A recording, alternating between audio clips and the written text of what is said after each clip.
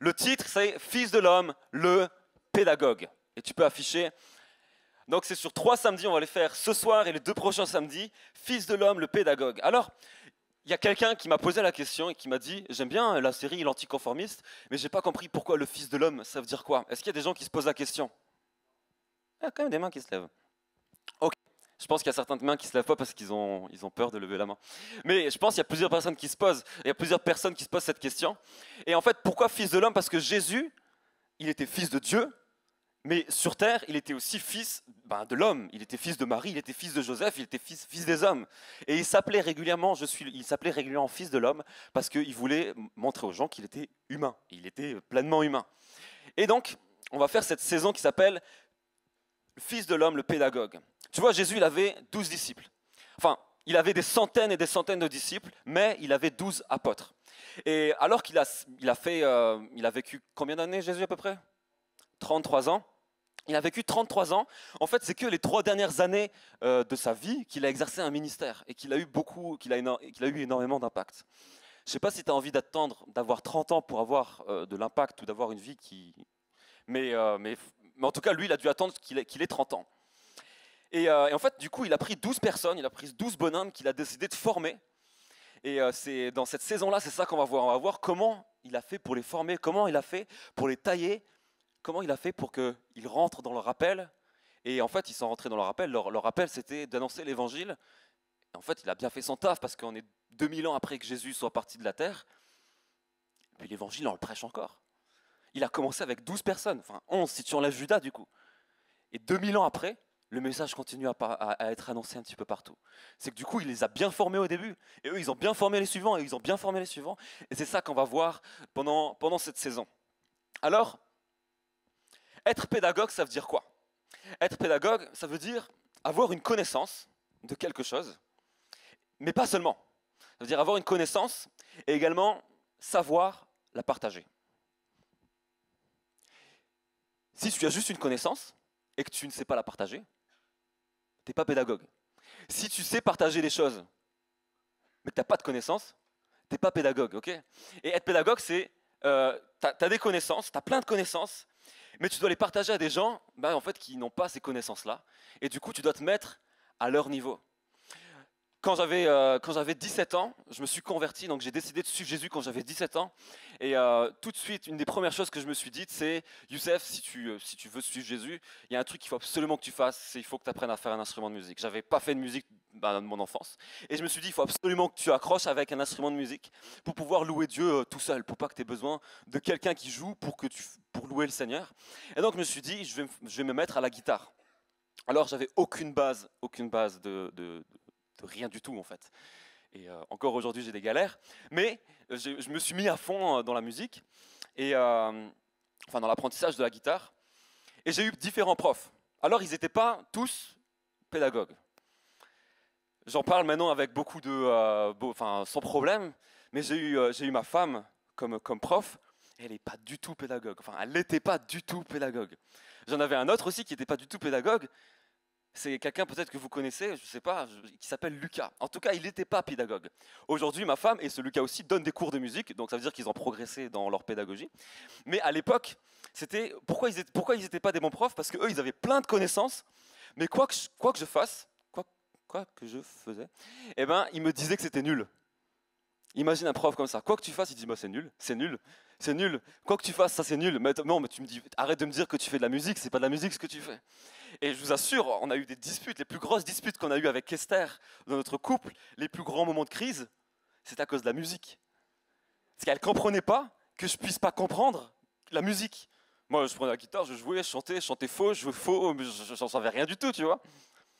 Après, j'ai eu un autre prof qui est mon meilleur ami aujourd'hui, et lui aussi, il n'était pas du tout pédagogue. Alors, il avait des connaissances, il n'était pas trop dur, mais il était beaucoup trop laxiste.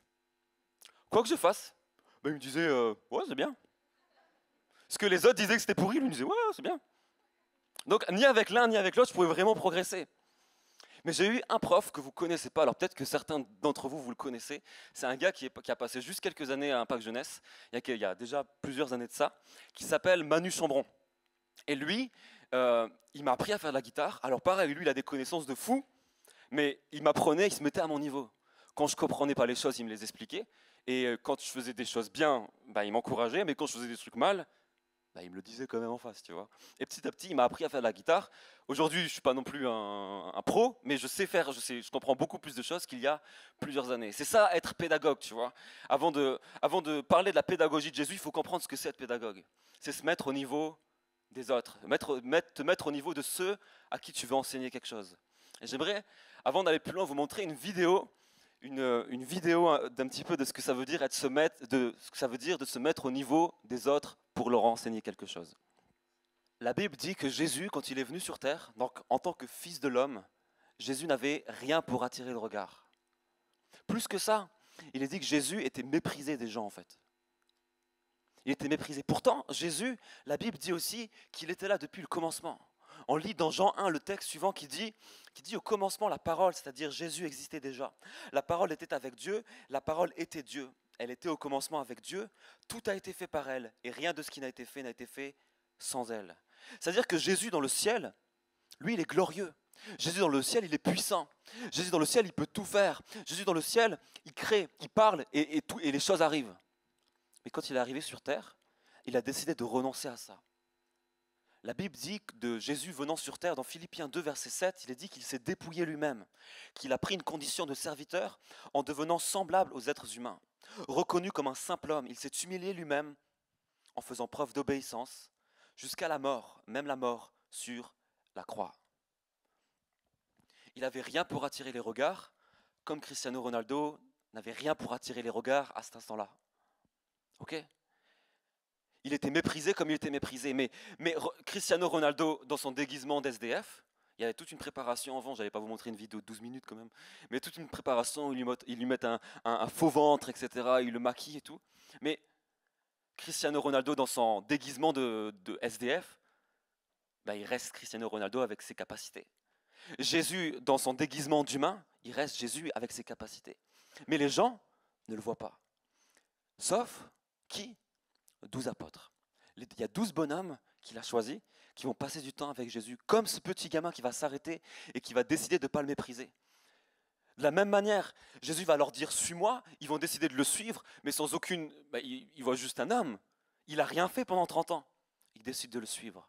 Et comme ce gamin va pouvoir échanger des passes avec Cristiano Ronaldo, mais alors il y a des gens qui paieraient très cher pour pouvoir faire ça juste quelques secondes, lui c'était gratuit. Il a pu le faire. Et non seulement ça, il a pu récupérer un ballon dédicacé gratuitement. Il a eu cette relation particulière avec Cristiano Ronaldo, comme les apôtres ont une relation particulière, très particulière avec Jésus pendant ces 3 années. Et c'est ça qu'on va voir pendant cette saison. Alors, on ne va pas pouvoir voir tous les apôtres, forcément ils sont 12, on ne va pas faire 12 soirées, mais on va voir quelques-uns d'entre eux. Et ce soir, on va commencer par... Allez, devinez. Qui ça ? Et purée, et ça va ? Vous êtes vivants ? Vous êtes heureux d'être là ? Oh purée ! Les amis, ce soir on va voir Pierre et Jean. Est-ce que vous savez qui sont Pierre et Jean ? Moi je trouve ça passionnant. Quand je lis la Bible, je m'arrête sur les textes et j'essaye de m'imaginer en fait être à la place d'un tel ou d'un tel. Généralement on lit la Bible mais on la survole un petit peu. Et aujourd'hui on va voir vraiment qui sont Pierre et Jean, leur caractère, comment ils réagissent, etc. Peut-être que vous allez voir que ce n'est pas forcément ce que vous pensez. Et après, on va voir comment Jésus faisait avec eux. Alors, Pierre, il ne s'appelait pas Pierre à la base. Il s'appelait comment ? Il s'appelait Simon. Ok, là, vous êtes là. Et Simon, ça veut dire quoi ? Peut-être que Simon, tu sais ce que ça veut dire Simon ? Ouais, Yahweh a entendu ma souffrance, ça veut dire Dieu m'a exaucé. Exactement. Et donc, ça veut dire, voilà, Dieu m'a entendu, Dieu m'a exaucé, etc. Moi, je suspecte Simon, du coup, qui est devenu Pierre, d'être quelqu'un qui avait une prière à Dieu. Il avait une prière dans son cœur pour Dieu. Lui, il ne voulait pas d'une vie banale. Je ne sais pas comment toi tu es, mais moi, je suis un petit peu comme ça. Je refuse que ma vie soit banale. Je refuse de me retourner dans 40 ans et de me dire, ma vie, elle a servi à rien du tout. Elle a servi à rien du tout et pour personne. Je refuse d'avoir une vie routinière. Et donc, j'ai l'impression que Pierre, en tout cas Simon, il avait ce désir dans son cœur d'avoir une vie qui change de l'ordinaire. Mais dans la réalité des choses, sa vie, elle était complètement banale. Il était Pierre, pêcheur de poissons. il allait sur le lac pendant la nuit, il allait pêcher du poisson. Là, tu trouves des fois que ta vie, elle est nulle. Lui, il était sur un lac, pendant toute la nuit, il galérait des fois, il n'avait pas de poisson. S'il n'avait pas de poisson, il ne mangeait pas. Parce qu'il ne pouvait pas le vendre, il n'avait pas d'argent. Donc il récupérait du poisson, toute la journée après il le vendait, il avait de l'argent, il rentrait à la maison, il avait une femme, il avait une famille, voilà, il devait avoir une vie très très très routinière. Et il y avait quelque chose dans son cœur, mais qui ne voulait pas ça. Le jour où Jésus est venu le voir, Jésus lui a dit, jette ton filet, alors qu'il n'avait rien pêché du tout, il lui dit, jette ton filet. Alors il a décidé de le faire, parce qu'il avait ce désir dans son cœur de voir autre chose. Il a jeté son filet, et il a eu plein de poissons. Et il a dit, ce mec-là, je vais le suivre. Et il a été exaucé. Il a vécu une vie extraordinaire. Alors Jésus lui a changé son prénom, il lui a dit, maintenant tu vas t'appeler Pierre. Et enfin, il a appelé Céphas, qui veut dire Pierre ou rocher. Et vous allez voir que dans la Bible, alors je ne sais pas pourquoi il l'a appelé comme ça exactement, il y a plusieurs possibilités. Et moi j'ai l'impression que la raison c'est parce que Pierre, son caractère c'est qu'il est un petit peu dur de la tête. Pierre il est têtu, il est fonceur, il est impulsif et il est extraverti. Et je vais te le montrer dans plusieurs textes. Alors peut-être que tu ne le sais pas encore, mais tu vas voir à quel point il est impulsif. Dans Matthieu 14, versets 25 à 28, on lit qu'à la fin de la nuit, Jésus alla vers eux en marchant sur le lac, normal pour Jésus. Quand les disciples le virent marcher sur le lac, ils furent affolés et dirent « c'est un fantôme », et dans leur frayeur, ils poussèrent des cris. Il aurait fait fureur à Halloween. Jésus leur dit aussitôt « rassurez-vous, c'est moi, n'ayez pas peur ». Pierre lui dit « Seigneur, si c'est toi, ordonne-moi d'aller vers toi sur l'eau ». Jésus lui dit « viens ». Pierre sortit de la barque et marcha sur l'eau pour aller vers Jésus. Si Pierre a marché sur l'eau, c'est parce qu'il avait ce caractère impulsif, ce caractère fonceur de ouf en fait. Dire, lui il voit Jésus marcher sur l'eau, le gars il dit je suis Jésus, il fait, alors moi aussi, si toi tu marches sur l'eau, moi aussi je marche sur l'eau. Ils étaient pleins dans la barque, ils étaient 12. Mais Pierre c'est le seul qui a marché sur l'eau. Alors il y a du bon là-dedans, quand tu es fonceur, quand tu es impulsif, il y a du bon. Mais il y a aussi du mauvais. Tu vois, dans Jean 18 verset 10, Jésus est dans le jardin dans lequel les gens vont venir le chercher pour après le crucifier. Donc c'est un moment très critique de sa vie. Et alors que les gens viennent pour le prendre et pour le crucifier, voilà ce qui se passe, voilà la réaction de Simon. Alors Simon-Pierre, qui avait une épée, la tira, frappa le serviteur du grand prêtre et lui coupa l'oreille. Alors cette réaction, tu peux te dire, c'est peut-être une bonne réaction, parce que ça prouve qu'il aimait vraiment Jésus, ça prouve qu'il voulait protéger Jésus, qu'il avait envie que Jésus s'en sorte, je ne sais pas. Mais il y a juste quelques temps avant, il reconnaissait devant Jésus que Jésus était le Fils de Dieu. Mais Jésus, il n'a pas besoin de protection. Et en plus, il n'a pas arrêté de leur répéter, je vais souffrir, ils vont m'arrêter, on va me crucifier, je vais mourir, je vais ressusciter. Il leur a répété ça plein de fois, ils n'ont rien compris du tout. Et quand ça arrive, il sort l'épée, il donne un coup. Et vous pouvez peut-être penser que c'est juste anodin, il a donné un coup. Jésus il va prendre l'oreille, il va la recoller, normal. Mais après, ce qui va se passer, c'est que cette action-là impulsive qu'il a faite, ça va lui coûter cher. Juste quelques versets plus loin, on va lire qu'il a suivi Jésus jusque dans le prétoire. Et tu peux mettre le verset suivant. Et il a marqué qu'un des serviteurs du grand prêtre, un parent de celui à qui Pierre avait coupé l'oreille, dit « Ne t'ai-je pas vu avec lui dans le jardin ?» Pierre le nia de nouveau et aussitôt le coq chanta. Il a renié Jésus. Alors il a renié Jésus pour plusieurs raisons. Mais une des raisons, c'est parce qu'il avait coupé l'oreille sous un coup impulsif. Il y avait le cousin du gars qui venait de perdre l'oreille. Il a dit, ce gars-là, je le capte et je le retrouve à la sortie. En fait, il n'a même pas besoin de l'attendre à la sortie. C'est Pierre qui est revenu. Il a dit, mais attends, mais ce gars, je le connais. Je veux dire, il y avait plein de gens dans ce jardin. Mais là, il a reconnu lui, parce qu'il avait sorti une épée, qu'il avait pris l'oreille de son cousin. Donc une action impulsive qui lui a coûté cher. Et ça, c'est juste deux exemples d'à quel point Pierre, il était impulsif. Tout le temps, sans arrêt. Pierre, il est méga impulsif. À côté de ça, on a Jean. Jean, c'est un petit peu l'opposé de Pierre. Tu vois, il y a un moment dans les évangiles où tu as Jean et Pierre qui apprennent que Jésus est ressuscité. Enfin, ils apprennent que Jésus n'est plus dans le tombeau.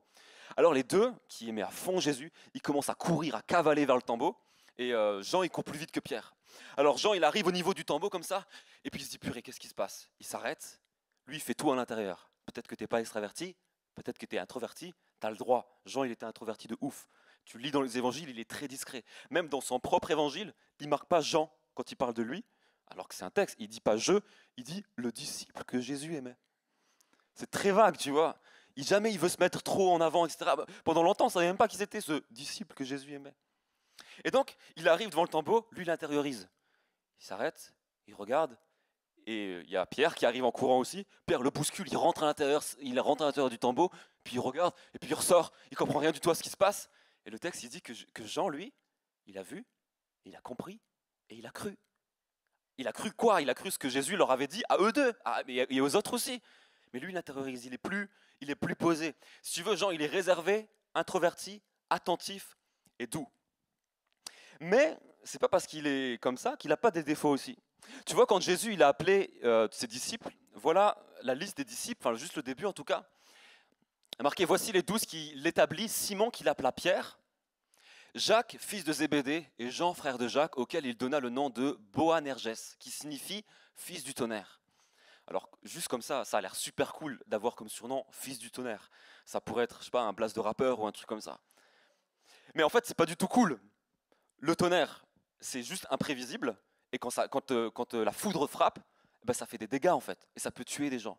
Et tu vois, Jean, il était un petit peu comme ça, avec son frère Jacques. Ils semblaient tranquilles de l'extérieur, mais de manière imprévisible, ils pouvaient sortir des trucs qui peuvent faire beaucoup de dégâts. Et j'en avais parlé la dernière fois. Je sais pas si vous vous souvenez. Ah, mais on va le voir après. On va voir après comment Jean pouvait être imprévisible comme ça. Ces deux opposés, Pierre et Jean, ces deux opposés complets. Et pourtant, Dieu va les utiliser pour faire un duo de choc. Même il va les utiliser pour être les piliers de l'Église. Donc maintenant, vous savez un petit peu qui est Jean, qui est Pierre. Maintenant, on va voir ce que Jésus a fait avec eux. Vous êtes encore là? Yes. Jésus va prendre Pierre et Jean pour les former, pour qu'ils rentrent dans des plans de ouf. Il va les encourager, il va les utiliser, il va leur donner des choses à faire, etc. Ils vont vivre vraiment une aventure de dingue. Mais il ne va pas seulement les encourager. Il va aussi régulièrement, très très très régulièrement, les reprendre. Les reprendre en public et les reprendre en secret. Et les reprendre en public, ça fait mal. Regardez ce qui a marqué. On lit une histoire dans Matthieu 16, versets 15 à 19. Jésus leur demande en fait, d'après vous, qui je suis? Et Simon-Pierre lui répond, tu es le Messie, le Fils de Dieu vivant, c'est ce que je vous disais tout à l'heure. Jésus reprit la parole et lui dit, tu es heureux Simon, fils de Jonas, car ce n'est pas une pensée humaine qui t'a révélé cela, mais c'est mon Père céleste. Et moi je te dis que tu es Pierre, et que sur ce rocher je construirai mon église, et les portes du séjour des morts ne l'emporteront pas sur elle. Je te donnerai les clés du royaume des cieux, ce que tu lieras sur la terre aura été lié dans le ciel, ce que tu délieras sur la terre aura été délié dans le ciel. C'est juste extraordinaire ce qu'il lui raconte. Il est en train de lui dire des choses de ouf. En fait, il est en train de lui dire, voilà, tu as très bien compris, c'est le Saint-Esprit qui est en train de t'inspirer, tu es un homme inspiré par le Saint-Esprit.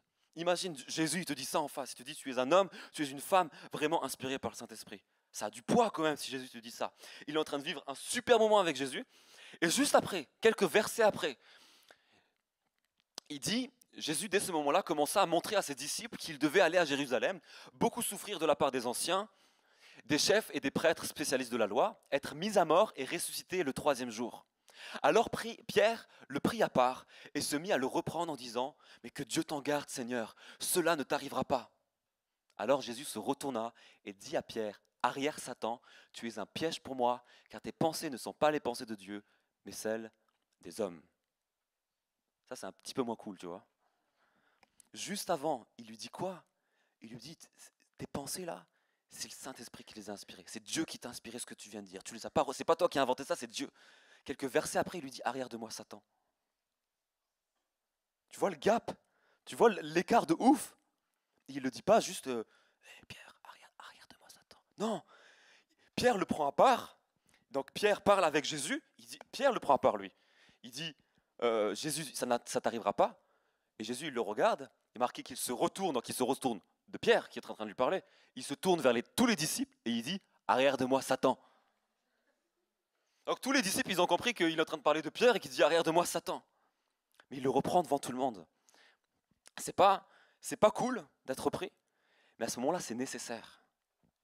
Jean, il y a un autre, je vais vous montrer d'autres endroits où Pierre il est repris. Pierre, vous allez voir à quel point il est méga impulsif.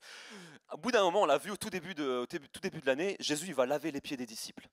Il lave les pieds de chaque disciple, il arrive à Pierre. Pierre il dit quoi? Tu ne me laveras pas les pieds. C'est son Seigneur, il n'arrête pas de l'appeler Seigneur, il veut laver les pieds, il lave les pieds de tout le monde. Quand il arrive à Pierre, il dit non, tu ne me laves pas les pieds.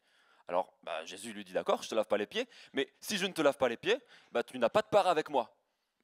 Alors du coup Pierre, méga impulsif, il dit alors lave-moi tout le corps. Il dit non Pierre, t'as pas besoin que je te lave tout le corps, je vais te laver juste les pieds. Alors il lui lave les pieds. Juste après, il va leur expliquer qu'ils vont tous l'abandonner. Tu peux mettre le verset suivant, il va leur dire vous trébucherez tous cette nuit à cause de moi, car il est écrit je frapperai le berger et les brebis du troupeau seront dispersées. Mais après ma résurrection, je vous précéderai en Galilée. Pierre prit la parole, comme d'hab, et il lui dit, même si tous trébuchent à cause de toi, ça ne sera jamais mon cas. Jésus lui dit, je te le dis en vérité, cette nuit même, avant que le coq chante, 3 fois tu me renieras. Il n'a aucun problème, Jésus, à le reprendre en public. Alors qu'il l'encourage régulièrement, et qu'il encourage sa foi, qu'il l'encourage à faire des choses avec lui, etc. En fait, il va le reprendre souvent seul, et il va le reprendre souvent devant tout le monde. Mais Jean ne va pas déroger à cette règle aussi. Je vous racontais la dernière fois que les Samaritains et que les Juifs, ils étaient racistes entre eux. Vous vous souvenez de ça ? Et au bout d'un moment, Jésus doit aller à Jérusalem et il passe par la Samarie. Il doit s'arrêter chez les Samaritains et il n'y a personne qui veut l'accueillir parce que c'est un Juif et parce qu'il va à Jérusalem. Alors qu'est-ce que Jean et Jacques proposent très gentiment ? Si tu veux, on appelle le feu du ciel et puis on les brûle tous. Fils du tonnerre. Il est doux, il est tranquille, mais ça ne change pas qu'à l'intérieur de lui, il y a de la colère, il y a de la haine, il y a du racisme. Et il a aussi besoin que Jésus le reprenne. Et Jésus va lui dire, il lui dit, vous ne savez pas, dans Luc 9, verset 55, il va dire, vous ne savez pas de quel esprit vous êtes animés.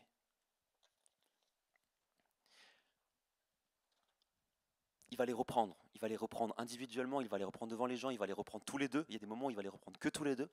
Il va les reprendre plein de fois. Tu veux que Jésus t'utilise ? Il faut que tu te laisses reprendre par lui. Ok ? Si tu veux que Dieu t'utilise, il faut que tu te laisses reprendre par lui. Je ne compte même plus le nombre de fois que Jésus me reprend. Sans arrêt. Le jour où je m'inquiète, c'est le jour où Jésus arrête de me reprendre en fait.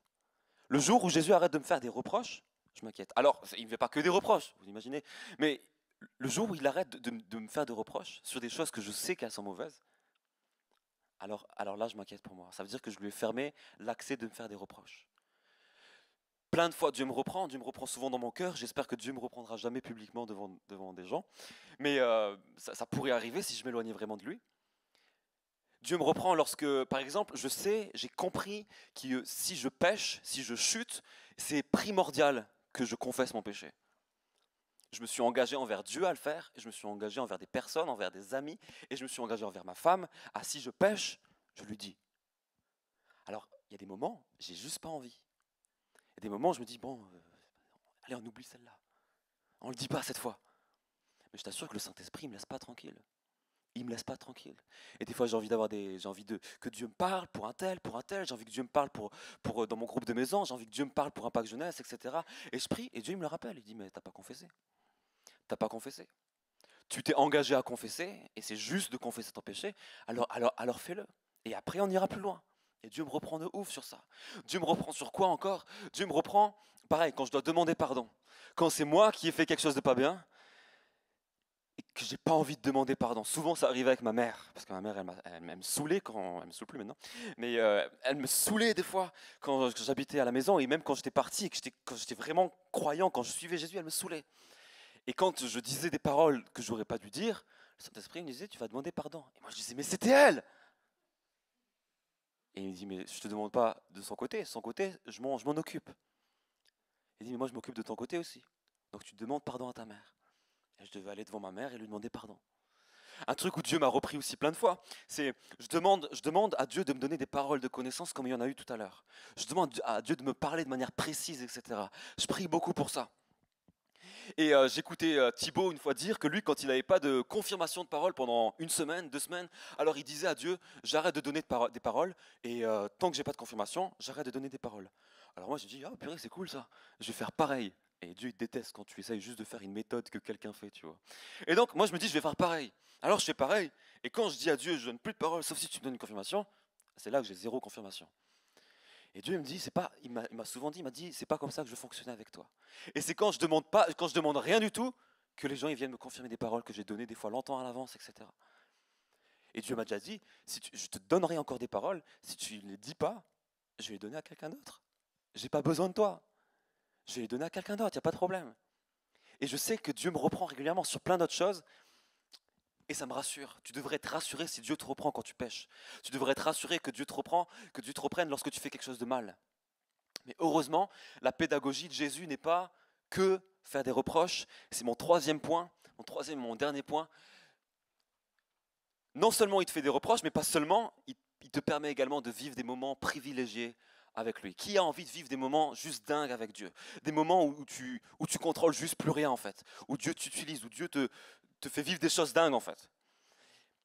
Pierre et Jean, ils ont vécu plus que la plupart des autres disciples. Et vous allez voir, ça, on va lire un texte on va lire Marc 5, versets 21 à 24. On lit que Jésus regagna en barque l'autre rive et une grande foule se rassembla autour de lui. Il était au bord du lac. Alors vint un des chefs de la synagogue du nom de Jarius, et lorsqu'il aperçut Jésus, il se jeta à ses pieds. Imagine la scène. Et le supplia avec insistance. Ma petite fille est sur le point de mourir. Viens, pose les mains sur elle afin qu'elle soit sauvée et elle vivra. Jésus s'en alla avec lui, une grande foule le suivait et le pressait de tous les côtés. Alors là, Jésus, il commence à partir. Il commence à aller partir pour aller prier pour cette fille qui est malade, qui est en train de mourir. Il faut que Jésus aille là-bas. Mais sur la route, il y a plein de monde qui n'ont pas capté que Jésus est en train d'aller guérir une fille. Alors du coup, il lui parle, comme Jésus il est souvent sollicité, il lui parle, il le sollicite. Il y a une femme malade aussi qui vient pour pouvoir être guérie. Elle est guérie, Dieu prend le temps de lui parler, etc. Et voilà ce qui se passe dans la suite. Il parlait encore avec des gens, quand des gens arrivèrent de chez le chef de la synagogue et lui dirent « Ta fille est morte, pourquoi déranger encore le maître ?» Dès qu'il entendit cette parole, Jésus dit au chef de la synagogue « N'aie pas peur, crois seulement. » Et il ne laissa personne l'accompagner, sauf qui? Pierre, Jacques et Jean, le frère de Jacques. Ils arrivèrent à la maison du chef de la synagogue où Jésus vit le tumulte des gens qui pleuraient et poussaient de grands cris. Il entra et leur dit « Pourquoi faites-vous ce tumulte et pourquoi pleurez-vous? L'enfant n'est pas morte, mais elle dort. » Il se moquait de lui. Alors il les fit tous sortir, prit avec lui le père, la mère de l'enfant, et qui? Ceux qui l'avaient accompagné, c'est-à-dire Pierre, Jean et Jacques. Et il entra là où l'enfant était couché. Il la prit par la main et lui dit « Talitha koumi », ce qui signifie « Jeune fille, lève-toi, je te le dis ». Aussitôt, la jeune fille se leva et se mit à marcher, car elle avait 12 ans. Ils furent aussitôt remplis d'un grand étonnement. C'est marrant, c'est les disciples que Jésus reprend le plus, qui vivent le plus de choses. Comme si c'était lié, tu vois. C'est les seuls des disciples, c'est les seuls des personnes. Même il y avait les gens de la famille qui étaient là alors que la fille est en train de mourir, il y avait plein de gens. Les seuls qui ont vu le miracle, ils n'ont pas vécu vraiment là, mais ils l'ont vu de leurs propres yeux, qui ont vu une petite fille morte, ressuscitée. C'est ces trois-là, dans Pierre et Jean, qui étaient méga repris par Dieu et devant tout le monde. Et c'est juste quelques moments. Ça, c'est juste un épisode où ils vont vivre un truc de dingue. Mais il y a plein de moments dans la Bible où ils vont vivre quelque chose d'extraordinaire. Dans Matthieu 17, Pierre et Jean vont vivre l'épisode de la transfiguration. Juste eux deux. Je crois qu'il y avait Jacques aussi. Ils vont aller sur le mont des Oliviers et ils vont voir Jésus s'entretenir avec Élie et avec Moïse. Et ils vont être les seuls à voir ça. Si c'est écrit dans la Bible, c'est parce qu'eux, ils étaient là. Juste quelques temps après, on a Jésus qui va faire vivre à Pierre un miracle juste pour lui. Il va lui dire, tu vas pêcher un poisson et dans ce poisson, il y aura de l'argent et on va payer nos impôts avec. Bon, ça serait bien si Jésus faisait ça régulièrement quand même. Mais je veux dire, il va faire ça. Et c'est que Pierre qui va le vivre ça. Dans Luc 22, Jésus a besoin d'un endroit pour fêter la Pâque. Il va envoyer juste Pierre et Jean. Il va leur dire un truc de ouf, il va leur dire vous allez dans telle ville, et dans cette ville-là vous allez rencontrer un gars, ce gars-là vous le suivez jusqu'à que vous arrivez chez lui, c'est un petit peu creepy comme ça, mais vous rentrez chez lui, vous allez voir le maître de sa maison, vous allez lui dire le maître demande qu'on fasse la Pâque chez toi, et le gars il va vous dire oui, c'est bon, vous pouvez faire la Pâque chez moi. Ils vont y aller, ils vont vivre le miracle de ouf, mais c'est ceux que Jésus reprend le plus, mais ils vont vivre quelque chose d'extraordinaire avec Jésus comme prof. Il y a plein d'autres moments comme ça. Dans Marc 14, Jésus va avoir, c'est marqué aussi dans Matthieu et dans Luc, Jésus va avoir des angoisses et de la tristesse. Personne d'autre n'a vu Jésus dans cet état-là que Pierre, Jacques et Jean. il va les emmener, il va emmener tous ses apôtres, après il va aller plus loin et il va juste prendre les trois plus proches et ils vont vivre un truc de ouf. Ils vont voir Jésus pleurer, angoissé. Pas que ça soit un truc cool à vivre, mais c'est un truc vraiment profond à vivre avec Jésus. Ils vont connaître le cœur de Jésus, angoissé avant d'aller mourir. T'imagines un petit peu le privilège qu'ils avaient de vivre ça avec Jésus? Et ça, et la liste pourrait bien continuer dans le Nouveau Testament, enfin dans les évangiles, mais même une fois que Jésus est remonté au ciel et qu'il a envoyé son Saint-Esprit, ils vont vivre encore juste le duo là, des trucs extraordinaires. Regardez ça. Dans Acte 2, c'est Pierre qui prêche juste après que le Saint-Esprit est descendu sur terre. 3000 personnes se convertissent. Dans Acte 3, c'est Pierre et Jean qui vont guérir le boiteux qui est au niveau du temple. C'est pas d'autres, hein. Ça pourrait être plein d'autres, mais c'est eux qui le vivent. Dans Acte 5, l'ombre de Pierre guérit les malades. Il est tellement rempli de la présence de Dieu qu'il n'a même pas besoin de prier pour les malades, même pas besoin de leur poser la main. Il marche juste en fonction de l'inclinaison du soleil, il y a des gens qui sont guéris. Ça, c'est Acte 5. Acte 10, Pierre va avoir une révélation qu'il faut prêcher l'évangile, pas seulement, il faut prêcher Jésus pas seulement aux juifs, mais aussi aux non-juifs. Ça, pour eux, c'était juste impossible avant, ils ne comprenaient pas ça. Il va avoir toute une vision, il va le faire, il va obéir, il va aller prêcher chez des non-juifs, et pendant qu'il prêche, le Saint-Esprit va descendre, ils vont tous être baptisés dans le Saint-Esprit. Acte 10, c'est Jean qui va avoir la révélation de l'Apocalypse et de la fin des temps. T'imagines cette relation profonde qu'ils avaient avec Jésus? Parce qu'ils ont décidé de se laisser reprendre par lui. Ça va ensemble, tu te laisses reprendre par Jésus et c'est un bon maître, c'est un bon prof. Il ne te reprend pas pour t'embêter, il te reprend pour que tu deviennes meilleur, il te reprend pour t'utiliser de la meilleure des façons. C'est comme un potier qui est en train de faire sa poterie, c'est comme un diamantaire qui est en train de tailler son diamant. Ça fait pas du bien, mais c'est pour la bonne chose, c'est pour une bonne raison. Plein de fois j'ai pu expérimenter des moments comme ça où je me sentais comme, purée, c'est dingue ce que je suis en train de vivre avec Jésus. Une fois, c'était il y a quelques, je crois qu'il y a un an ou deux, j'arrive à The Rencontre, mais l'air de rien. L'air de rien, j'arrive à The Rencontre avec Esther. C'est le début de The Rencontre. Et pendant qu'on marche, il y a plein de gens qui sont en train de rentrer. Et il y a un gars qui me regarde et qui me dit: Hey, salut!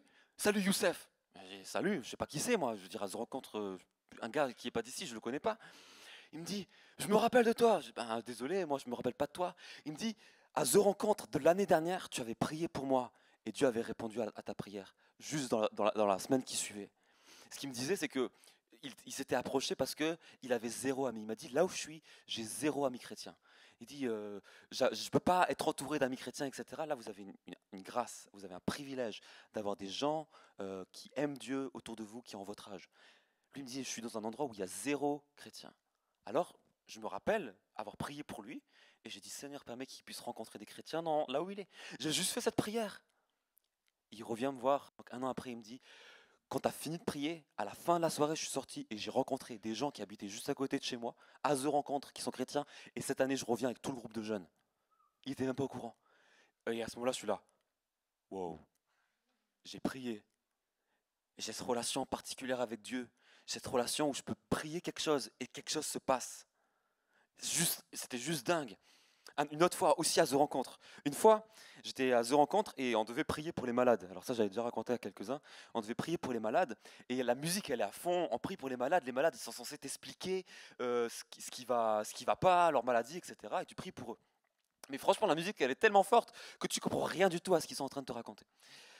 Et donc, il y a une nana qui s'avance et qui veut que je prie pour elle.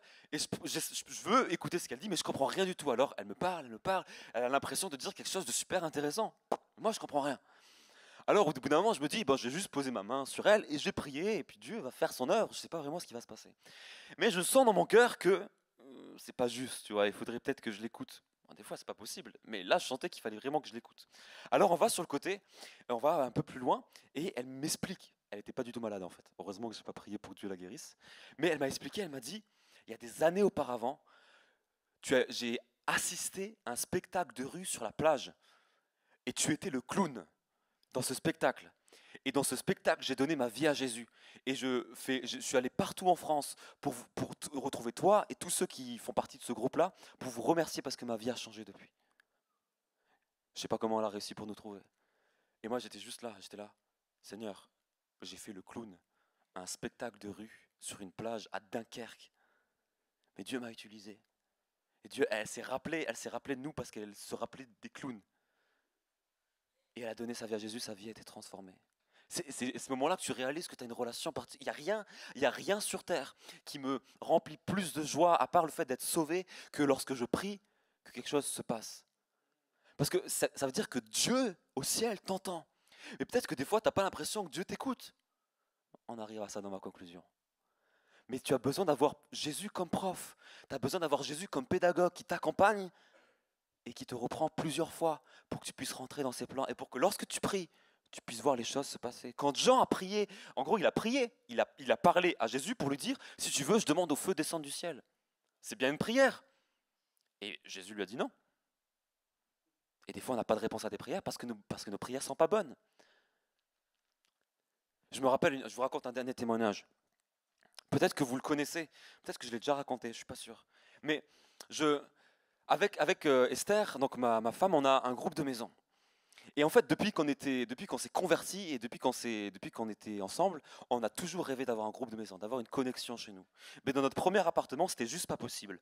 Alors on priait régulièrement pour ça. On disait, Seigneur, si tu veux nous utiliser, utilise-nous, permets-nous d'avoir un groupe, etc. Mais on voulait rien forcer parce que notre voisin du haut, et lui, il n'acceptait pas du tout qu'on vive chez nous même. Bref, que Dieu le bénisse. Il nous a menacé de péter la porte, il a traité Esther de sauvage, bref, alors qu'on est plutôt calme, tu vois Esther, bref. Et il a dit, je vais venir, je vais péter la porte, je vais vous démonter et tout. Et donc on a décidé de ne pas faire de groupe de maison à la maison du coup. Et alors ça nous peinait, etc. Et on a décidé de déménager. Et alors on a déménagé, on a trouvé un appartement dans lequel on est aujourd'hui et on peut faire un groupe de maison là-dedans. Et juste une semaine avant de déménager, on a fait cette prière à Dieu et on a dit, Seigneur, maintenant qu'on a cet appart-là, on est prêt à avoir un groupe de maison, mais on ne crée pas un groupe de maison à partir de rien, on est dans une église, il y a une structure. Je veux dire, donne-nous qui tu veux nous donner. Alors on a écrit à Thibaut, on a dit, voilà, on est prêt à avoir un groupe de maison, mais ça venait de nous, c'est tout. Juste après ça, il y avait un week-end Impact Jeunesse. Je ne sais pas si vous vous souvenez de ce week-end où il y avait Yves Boulundoué et Majo.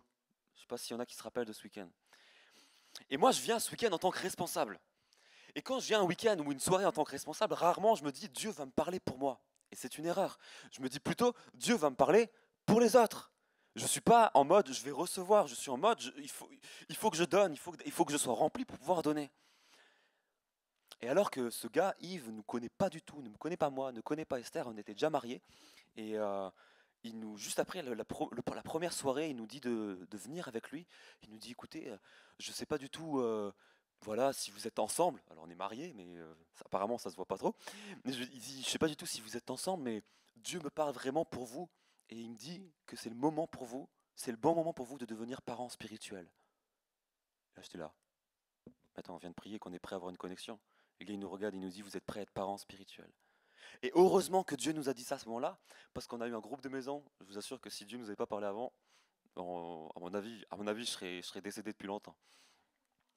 Au début, c'était très difficile. Mais parce que j'avais une parole de Dieu, alors j'ai pu m'appuyer dessus. Et quand c'était difficile, je m'appuyais sur cette parole et je me disais, purée, j'ai une relation particulière avec Dieu, il m'a parlé. Il m'a parlé, il me parle, il me fait vivre des choses. Alors des fois, il y a des moments de silence. Des fois, il y a des moments où j'entends plus Dieu. Il y a des moments où je ne sais plus où j'en suis. Mais je me rappelle de tous ces moments-là. Et il y en a d'autres qui arrivent aussi, où Dieu me parle, où j'ai cette relation particulière avec Dieu, où Jésus lui-même est mon pédagogue et mon prof. J'aimerais conclure. Je vais conclure. Il y a un truc que j'aimerais que tu comprennes, alors que les musiciens commencent à venir, il y a un truc que j'aimerais que tu comprennes qui est primordial dans ta vie de chrétien. Peu importe où tu en es, il faut que tu comprennes quelque chose. Tu es sauvé. Si tu as décidé de suivre Jésus, tu es sauvé. Mais tu n'es pas seulement sauvé de quelque chose. Ok ? Tu es également sauvé pour quelque chose. Essaye de réfléchir à ça. Tu n'es pas seulement sauvé de quelque chose, tu es sauvé pour quelque chose. Dieu ne t'a pas seulement sauvé de l'enfer, Dieu ne t'a pas seulement sauvé de la perdition, il te sauve également pour quelque chose, pour un plan, pour un projet. Et tu ne peux pas rentrer dans ce projet si ce n'est pas Jésus ton prof, si ce n'est pas Jésus ton pédagogue, celui qui t'amène à devenir meilleur, celui qui t'amène à rentrer dans ces projets. Et voilà le projet qu'il a pour ta vie, entre autres. Dans Matthieu 28, versets 18 à 20, nous lisons que Jésus s'approcha des disciples et leur dit « Tout pouvoir m'a été donné dans le ciel et sur la terre. Allez donc faire de toutes les nations des disciples, baptisez-les au nom du Père, du Fils et du Saint-Esprit, et enseignez-leur à mettre en pratique tout ce que je vous ai prescrit.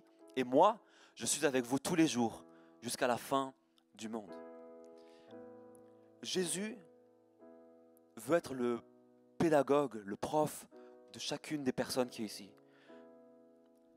Il y avait des profs quand j'étais en cours qui m'énervaient, d'autres qui étaient plutôt cool. Mais jamais le prof Jésus m'a énervé. En fait, quand il m'énerve, c'est parce que moi je suis pas bien. Mais il est doux, il est calme, il dit les choses calmement. Il te fait progresser pas à pas, petit à petit. Mais peut-être que tu as l'impression, comme je disais tout à l'heure, que tu n'as pas cette relation avec Jésus. Que Jésus c'est juste celui qui t'a sauvé, mais que ce n'est pas celui qui te coach, qui te forme. Et peut-être que tu as quelqu'un, un référent dans l'église, mais j'aimerais te dire, ce n'est pas ce référent qui doit être ton coach. Ce n'est pas ce référent qui doit devenir ton pédagogue, on va dire, ou ton prof. Ce n'est pas comme ça que Jésus a prévu les choses. Jésus, il a dit, je serai avec vous tous les jours jusqu'à la fin du monde. Mais il y a deux choses à savoir sur ça, c'est que Jésus, il est monté au ciel. Donc, celui qui fait ce rôle-là maintenant, c'est le Saint-Esprit. Ce n'est pas quelqu'un physiquement qui te dit les choses, qui te dit de faire ça, etc. Des fois, Dieu utilise des personnes, mais c'est surtout le Saint-Esprit à l'intérieur de toi et à travers la parole de Dieu qui veut te coacher et il veut te tailler pour que tu rentres dans les plans extraordinaires qu'il a pour toi. Beaucoup vous passez à côté des plans que Dieu a pour vous. Pourquoi ? Parce que vous êtes dur de l'oreille. Parce que quand il vous dit quelque chose, vous ne le faites pas. Parce que quand il vous reprend, vous n'écoutez pas. Et vous vous justifiez. Et vous dites, c'est pas si mal. Il y a des gens qui sont pires. J'ai quand même bien progressé depuis que je suis revenu à Jésus. Et c'est tellement dommage. Pierre, il se prenait des tacles sans arrêt. Mais jamais, dans les évangiles, il regarde Jésus et il dit, je ne t'autorise pas à me reprendre. Ou tu n'as pas ton mot à dire sur ce que tu viens de dire, c'est pas juste. Jamais il fait ça. Tu sais ce qu'il fait ? Il se tait. Et quand tu regardes Pierre et Jean dans les évangiles, pas dans les évangiles, dans les actes des apôtres, après qu'ils ont reçu le baptême du Saint-Esprit, ils sont complètement transformés.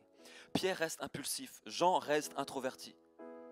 Mais leur caractère mauvais est changé petit à petit et tu les vois changer. Et j'aimerais t'inviter à fermer les yeux. J'aimerais faire un appel. Souvent on fait des appels à ceux qui veulent donner leur vie à Jésus, ceux qui veulent revenir vers Jésus. J'aimerais faire un appel différent ce soir. J'aimerais faire un appel à ceux qui sont là et qui sont chrétiens, qui sont croyants, qui aiment Jésus de tout leur cœur, mais qui ont souvent l'impression de tourner en rond, qui ont souvent l'impression de ne pas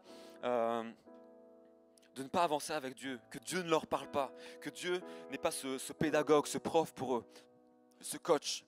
Tous ceux qui sont comme ça, qui ont tellement envie, quand ils entendent des histoires dans la Bible ou des histoires d'autres personnes qui vivent des choses avec Dieu, ils se disent mais pourquoi pas moi ? Une chose que j'ai réalisée, c'est que moi aussi ça m'énervait quand j'entendais les histoires d'autres personnes et je me disais moi aussi je veux les vivre. Mais c'est pas ça qui est le moteur pour vivre les choses. Le moteur pour vivre ces choses-là avec Dieu, c'est de s'humilier et de venir devant Dieu et dire qu'est-ce que je dois changer ? Qu'est-ce qui est dans mon cœur qui ne va pas ? Quelle réaction j'ai qui ne correspond pas aux réactions que tu désires ? Et tous ceux qui sont là et qui sont chrétiens, qui sont croyants, qui marchent avec Jésus mais qui ont tellement envie de plus, qui n'ont pas envie de cette vie routinière, mais qui ont envie de vivre des aventures avec Dieu, mais qui du coup sont prêts à s'humilier devant Dieu et dire « Seigneur, je veux vivre cette aventure avec toi », alors je t'invite simplement à te lever et à venir devant, t'agenouiller. Et l'équipe des responsables, ils vont prier pour toi pendant qu'on va prendre un chant tous ensemble. Je répète pas, tu as juste à te lever et à venir. C'est pas... t'as pas d'autre réflexion à te faire. Si c'est ce que tu désires, alors viens devant.